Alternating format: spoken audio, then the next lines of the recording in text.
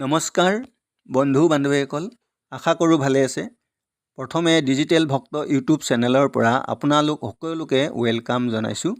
বন্ধু বান্ধৱীসকল, সদায় হাজিৰা কৰি খোৱা লোকৰ বাবে আহিছে ভাল খবৰ। দক্ষতা অনুসৰি শ্ৰমিকৰ প্ৰতিদিনে হাজিৰা হ'ব 783 টকাৰ পৰা 1035 টকালৈ। কেন্দ্ৰ চৰকাৰে শ্ৰমিকৰ হাজিৰা বঢ়াব 1 অক্টোবৰৰ পৰা। এই ভিডিঅ'টো আলোচনা কৰাৰ আগতে আপোনালোক সকলোকে অনুৰোধ জনাইছোঁ, যদি কোনোবাই এই চেনেলটো বা এই ভিডিঅ'টো আজি প্ৰথমবাৰ বাবে চাই আছে তেনেহ'লে ছাবস্ক্ৰাইব কৰিব, যাতে আগলৈ এই চেনেলত আহিবলগীয়া ইনফৰ্মেটিভ ভিডিঅ'বোৰ পাই থাকে। আৰু সকলোকে অনুৰোধ জনাম, যদি এই চেনেলটো চাই কিছু সহায় হোৱা যেন অনুভৱ হয় তেনেহ'লে লাইক, শ্বেয়াৰ আৰু ছাবস্ক্ৰাইব কৰিবলৈ নাপাহৰিব। আহক এতিয়া ভিডিঅ'টো আলোচনা কৰোঁ। দৈনিক দিন হাজিৰা কৰি খোৱা শ্ৰমিকৰ বাবে আহিছে ভাল খবৰ। ভাৰতৰ কেন্দ্ৰীয় চৰকাৰে শ্ৰমিকৰ ন্যূনতম হাৰ বৃদ্ধি কৰিছে, যিটো 2024 চনৰ 1 অক্টোবৰৰ পৰা কাৰ্যকৰী হ'ব বুলি শ্ৰম মন্ত্ৰালয়ে জনাইছে। 1 অক্টোবৰৰ পৰা কাৰ্যকৰী হ'ব বুলি ভাৰত চৰকাৰৰ শ্ৰম মন্ত্ৰালয়ে জনাইছে। 1 অক্টোবৰৰ পৰা মজুৰি বৃদ্ধি পাব দৈনিক হাজিৰা কৰি খোৱা শ্ৰমিকসকলৰ। 1 অক্টোবৰৰ পৰা বৃদ্ধি পাব।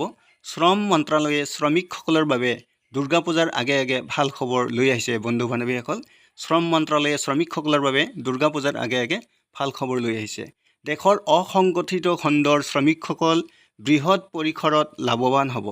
দেশৰ যিসকল অসংগঠিত সংগঠন, দৈনিক হাজিৰা বাঢ়িব দিন হাজিৰা কৰা শ্ৰমিকসকলৰ। দৈনিক যিসকলে দিন হাজিৰা কৰে তেওঁলোকৰ হাজিৰা বাঢ়িব 800 টকাৰ পৰা 1000 টকালৈ প্ৰায় বৃদ্ধি পাব বুলি, শ্ৰমিকৰ দৈনিক মজুৰি পাব বুলি ভাৰত চৰকাৰৰ মন্ত্ৰালয়ে জনাইছে। দেশৰ অসংগঠিত খণ্ডত কাম কৰা ব্যক্তি অৰ্থাৎ ৰাজমিস্ত্ৰী, অট্টালিকা নিৰ্মাণ, চাফাই কৰ্মী, লোডিং আনলোডিং কৰ্মী, ঝাৰু দিয়া, গৃহ পৰিচালনা কৰা, খনন আৰু কৃষিৰ লগত জড়িত থকা লোকসকল লাভৱান হ'ব। অদক্ষতা শ্ৰমিকৰ দৈনিক হাজিৰা হ'ব 783 টকা প্ৰতিদিনে। অৰ্ধ দক্ষতা শ্ৰমিকৰ দৈনিক হাজিৰা হ'ব 868 টকা প্ৰতিদিনে। অদক্ষতাসকলৰ 883 আৰু অৰ্ধ দক্ষতা 883। দক্ষতা থকা শ্ৰমিক, কেৰাণী, অস্ত্ৰবিহীন চকীদাৰ সকলে দৈনিক হাজিৰা পাব 954 টকা। 954 টকা পাব দক্ষতা থকা শ্ৰমিকসকলে। অধিক দক্ষতা থকা শ্ৰমিক আৰু সশস্ত্ৰ প্ৰহৰীৰ বাবে দৈনিক মজুৰি হ'ব 1035 টকা। অধিক দক্ষতা থকা যিসকল অধিক দক্ষতা থাকিব বা যিসকল শ্ৰমিকৰ অধিক দক্ষতা থাকে তেখেতসকলে 1035 টকা এদিনত দৰমহা পাব, এদিনৰ হাজিৰা হ'ব। বন্ধু বান্ধৱীসকল, ভাৰত চৰকাৰৰ শ্ৰম মন্ত্ৰালয়ে জনাইছে যে 1 অক্টোবৰৰ পৰা এই আইন কাৰ্যকৰী হ'ব। VDA যিটো আইন সেইটো 1 অক্টোবৰৰ পৰা কাৰ্যকৰী হ'ব। গতিকে গোটেই ভাৰতত যিসকল অসংগঠিত সংগঠনৰ শ্ৰমিক আছে তেওঁলোকৰ দৈনিক হাজিৰা ভাৰত চৰকাৰে বৃদ্ধি কৰিছে। এই কাৰ্যকৰী হ'ব 1 অক্টোবৰৰ পৰা।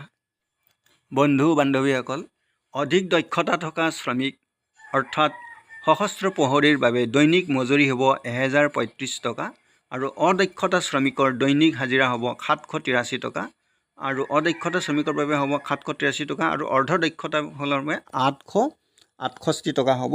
বন্ধু বান্ধৱীসকল, দক্ষতা থকা শ্ৰমিকসকলৰ বাবে 954 টকা হ'ব প্ৰতিদিনে।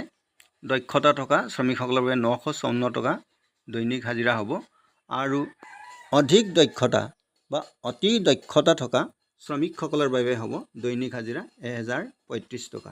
1035 টকা প্ৰতিদিনে পাব অধিক দক্ষতা থকা শ্ৰমিকসকলে। দৈনিক হাজিৰা কৰি খোৱা শ্ৰমিকৰ বাবে আহিছে ভাল খবৰ। বন্ধু বান্ধৱীসকল, দৈনিক হাজিৰা কৰি খোৱা অৰ্থাৎ দিন হাজিৰা কৰি খোৱা শ্ৰমিকসকলৰ বাবে আহিছে ভাল খবৰ। দেশৰ অসংগঠিত খণ্ডত কাম কৰা ব্যক্তি অৰ্থাৎ ৰাজমিস্ত্ৰী, অট্টালিকা নিৰ্মাণ, চাফাই কৰ্মী, লোডিং আনলোডিং, ঝাৰু কৰ্মী বা গৃহ পৰিচালনা খণ্ডৰ আৰু কৃষিৰ লগত জড়িত থকা লোকসকলৰ লাভৱান হ'ব। বিশেষকৈ অদক্ষতা শ্ৰমিকৰ দৈনিক হাজিৰা হয় 783 টকা প্ৰতিদিনে। অৰ্ধ দক্ষতা শ্ৰমিকৰ দৈনিক হাজিৰা হ'ব 868 টকা প্ৰতিদিনে। বন্ধু বান্ধৱীসকল, ভাৰতৰ কেন্দ্ৰীয় চৰকাৰে শ্ৰমিকৰ ন্যূনতম হাৰ বৃদ্ধি কৰিছে, যিটো 2024 চনৰ 1 অক্টোবৰৰ পৰা কাৰ্যকৰী হ'ব বুলি শ্ৰম মন্ত্ৰালয়ে জনাইছে। মজুৰি বৃদ্ধি পাব। 1 অক্টোবৰৰ পৰা দৈনিক হাজিৰা কৰি লোৱা শ্ৰমিকসকলৰ